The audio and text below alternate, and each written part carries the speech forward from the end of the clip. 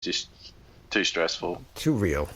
Really? Yeah, too real. Yeah. So fiction. And so so eventually I went over to what they call in journalism circles the dark side, and ended up doing public relations. So I now work at a university here doing as part of their media and communications team.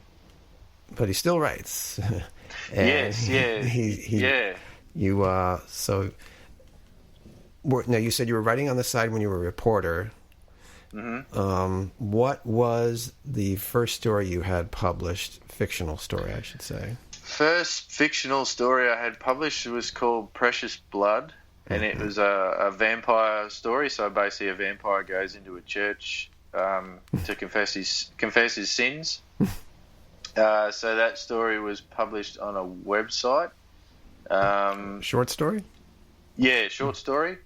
And it was one of the first short stories I had published after I did a mentorship with the Australian Horror Writers Association. So I was lucky enough to become a mentor, and was mentored by this author who lives in Melbourne called Brett McBean. And he helped me basically polish several stories and write a couple of novellas, which eventually went on to be published. So that was basically what got me into the horror scene. And things just happened really quickly from there.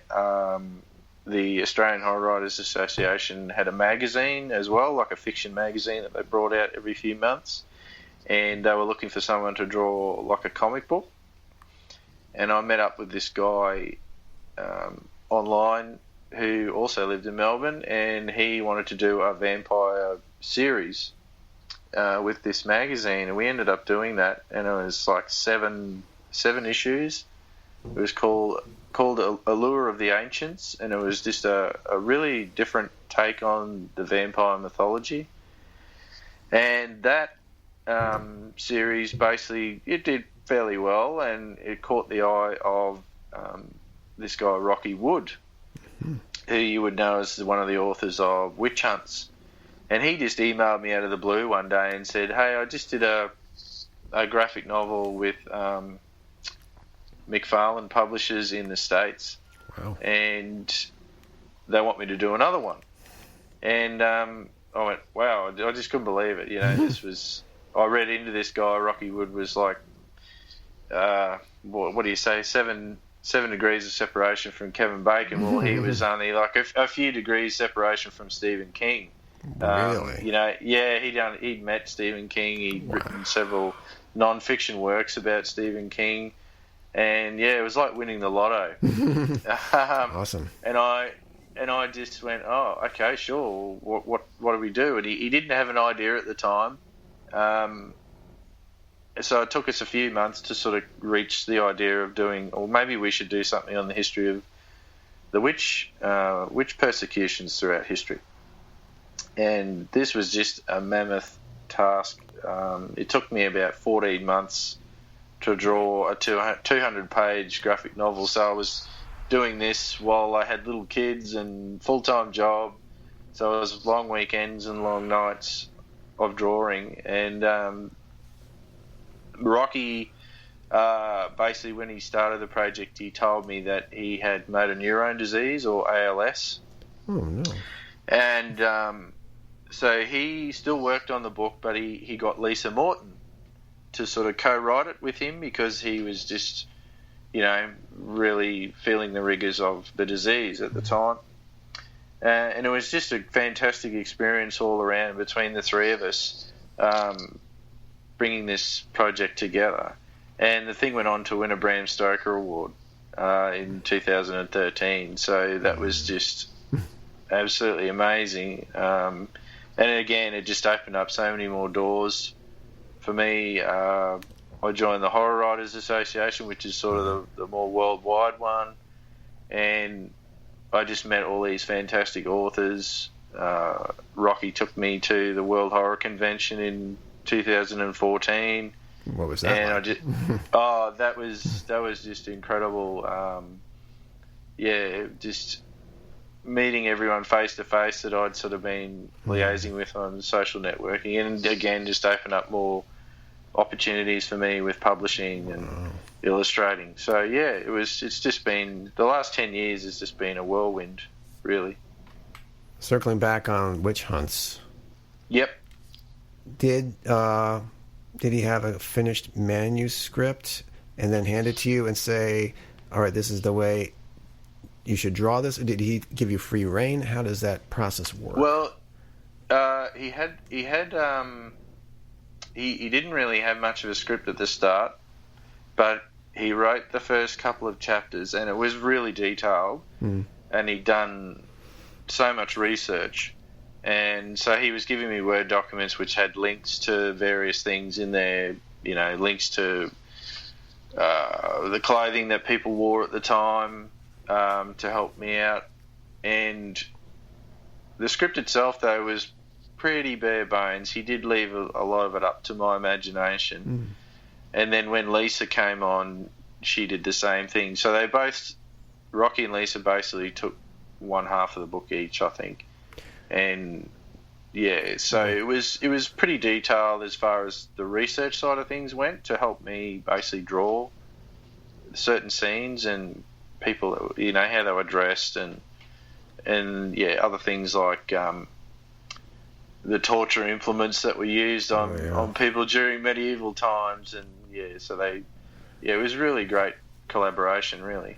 Was there a difference in the way Rocky approached the material as opposed to the way Lisa approached it, or were they pretty close? Pretty close. Pretty close, I would say. I would say Lisa's writing was probably, like, she handled the stuff in Europe. So things that happen in Scotland, like with King James, she handled those sorts of things, and I found she probably had a little bit more flair. Whereas Rocky, with his non-fiction background, he sort of maybe took a bit more of a technical approach. But the two of them together, it was just a powerhouse. And if I had any suggestions as well, as far as how to present a scene, if I wanted to, they were quite open to me making suggestions, and they did leave a lot of the artistic side open to me. They gave me just a basic of, this character says this and this sort of thing is happening to them, but they didn't really go into extreme amount of detail, so they did leave a lot of the artistic side up to me. Did you say, okay, I want to do X amount of panels per day? Or no, they let me do that. I think towards the second half of the book, I sort of encouraged them to do more full page panels, simply because of the amount of detail that was needed. And towards the second half of the book, there wasn't a lot of dialogue. There was enough narration in the second half of the book, but the dialogue was sort of starting to reduce a bit. So I said, well, how about we present them as full-size spread pages, just to make it look a bit more enticing. So they let me do those sorts of things, and that was certainly a lot easier for me, because just the way you have to construct a page, you do have to put a lot of thought into where to place things and where do you want the reader's eye to be. So if we gave them full page spreads, they could, the reader could just absorb everything that they could see in the one page, rather than having to look all over the place and read different things. And we did find that there was a lot of words in there, so we had to cut back a lot of the drawings to accommodate the words. So it was a bit of a challenge keeping an even balance of words to pictures.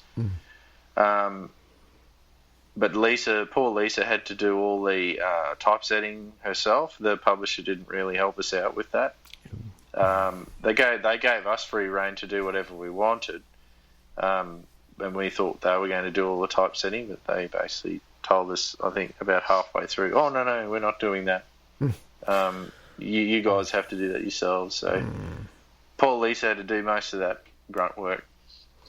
What was your method for illustrating it? Was it pencil, then ink? Yeah, really rough sketches, basically to place everything, and then I would send those back to Rocky and Lisa and say, what do you think of this? And we were basically emailing each other multiple times a day, and then once they said, yep, that's fine, I would just start on the finished artwork for that page. So I was doing pen and ink, comic book style,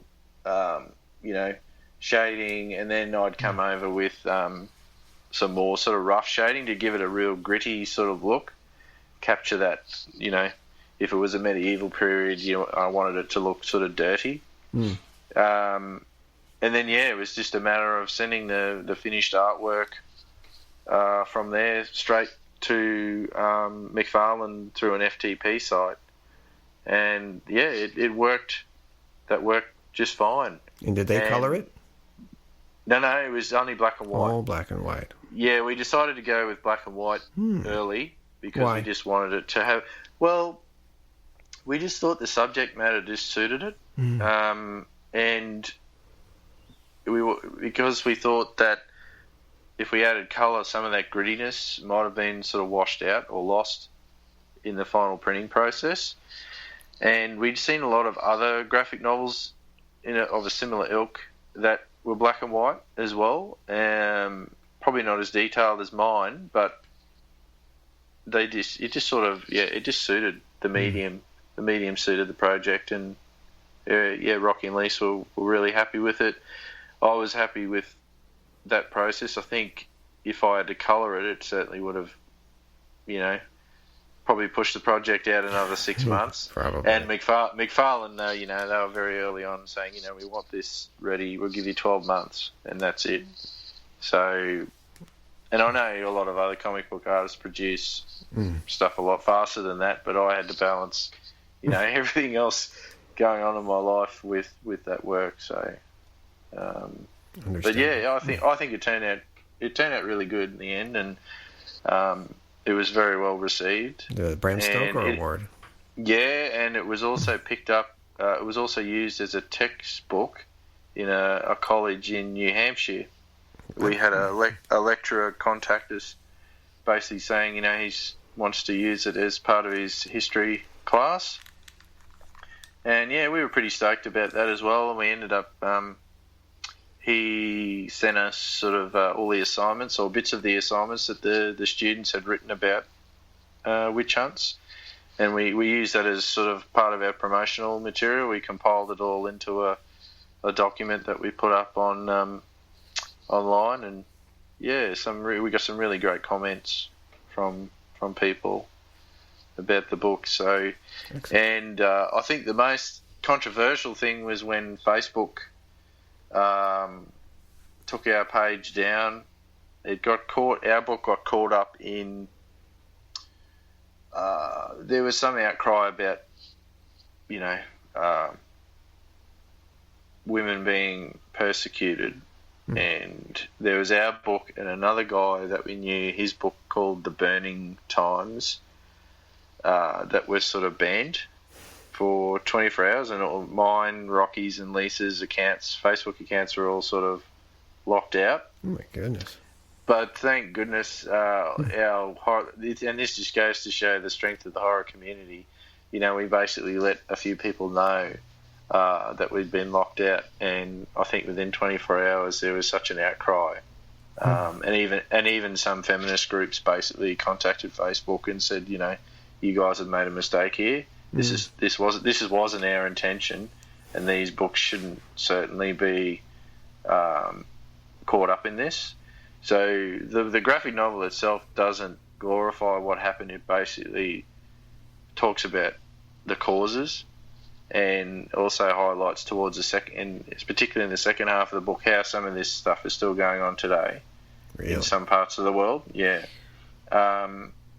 So it got quite a big following, and it's still in print today, and nice. It's still selling copies, and so it was a really great project to work on. Now, during this time, were you writing stuff yourself? Was this inspiring stuff for you to write some? Yes, yeah. So this was around 2011, 2012. So